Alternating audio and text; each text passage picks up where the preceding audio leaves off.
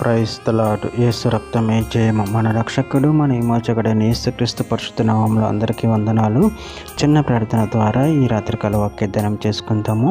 పరిశుద్ధుడ మహాగుండమైన దేవ యేసయ్య, సర్వాధికారి నాయన, మీకు వేలాది వందనములు కృతజ్ఞత స్తుతి స్తోత్రం చెల్లించుకుంటున్నాను దేవ ఈ రాత్రికాల సమయంలో ప్రభు వాక్య భాగం ధ్యానిస్తుండగా వాక్య భాగం మాకు అర్థమవునట్లు సహాయం చేసి మీ కృపలో బలపరిచి మీకు మాదిరిగా మమ్మల్ని నడిపించమని ఈ చిన్న ప్రార్థన ప్రభు యేసుక్రీస్తు అతి పరిశుద్ధ నామములో అడిగి వేడుకుంటున్నాను తండ్రి. Amen amen.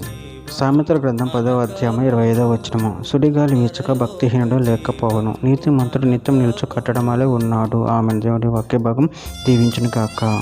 ప్రభునందు ప్రియులారా, ఇక్కడ వాక్య భాగంలో మనము గమనించినట్లయితే సుడిగాలి వీచక భక్తిహీనుడు లేకపోవును, నీతిమంతుడు నిత్యం నిలుచు కట్టడములు ఉన్నాడు.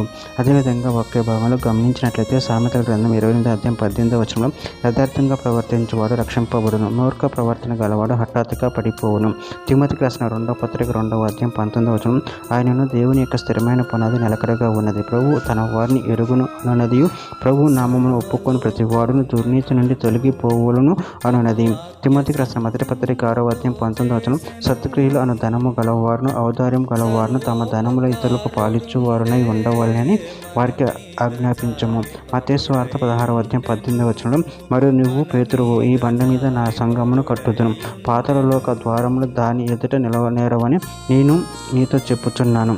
ఎఫెసీయులకు రాసిన పత్రిక 2వ అధ్యాయం 20వ వచనంలో, క్రీస్తు యేసు ముఖ్యమైన మూలరాయి ఉండగా అపోస్తులను ప్రవక్తలను వేసిన పునాది మీద మీరు కట్టబడి ఉన్నారు. మత్తయి సువార్త 7వ అధ్యాయం 24-25 వచనాలలో, కాబట్టి నా మాటలు విని వాటి చొప్పున చేయు ప్రతివాడును బండ మీద తన ఇల్లు కట్టుకున్న బుద్ధిమంతును పోలి ఉండును. వాన కురిసిను, వరదలు వచ్చును, గాలి విసిరి ఆ ఇంటి మీద కొట్టిన కానీ దాని పునాది బండి మీద వేయబడిన కనుక అది పడలేదు. కీర్తనల గ్రంథం 37వ అధ్యాయం 19వ వచనంలో, కీడు చేయువారు నిర్మూల మగుదురు, యెహోవా కొరకు కనిపెట్టువారు దేశమును స్వతంత్రించుకొందురు. సామెతల గ్రంథం 10వ అధ్యాయం 30వ వచనంలో, నీతిమంతుడు ఎండటను కదిలింపబడుడు, భక్తిహీనుల దేశములు నివసింపరు. ద్వితీయోపదేశ కాండం 33వ అధ్యాయం 27వ వచనం, శాశ్వతుడైన దేవుడు నీకు నివాస స్థలము, నిత్యముగా నుండి బాహువులు నీ క్రింద నుండును, ఆయన నీ ఎదుట నుండి శత్రువును వెళ్ళగొట్టి నశింప చేయమనెను.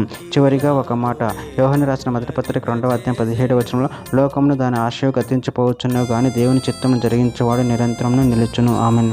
దేవుడి వాక్య భాగం దీవించిన కాక చిన్న ప్రార్థన చేసుకుందాము.